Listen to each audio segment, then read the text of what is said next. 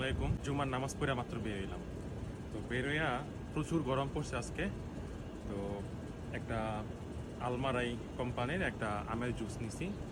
তো এটা টেস্ট করব আর জানাবো যে এটার স্বাদ কেমন।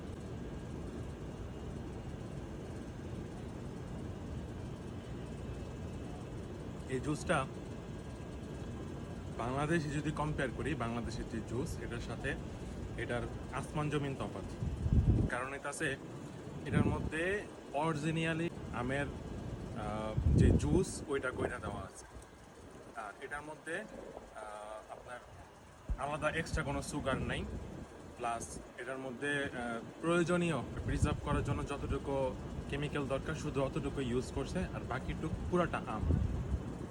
তো এটা বাংলাদেশি হিসেব যদি করি, বাংলাদেশি যে জুস পাওয়া যায় ওইটার তুলনা যদি করি, তো এটা আসমান জমিন তফাৎ। আর যদি স্বাদের হিসাব করেন তাহলে বাংলাদেশেরটা মিষ্টি বেশি লাগে, এইটা হইতাছে মিষ্টি কম। এটা ন্যাচারাল যে স্বাদ ঠিক ওই স্বাদ নেই। তো এটা আমার হিসাবে যদি নাম্বার দিতে বলেন তাহলে 10/10। ঠিক আছে, আজকের ভিডিও এই পর্যন্তই। ভালো থাকবেন সবাই, আল্লাহ হাফেজ, টাটা।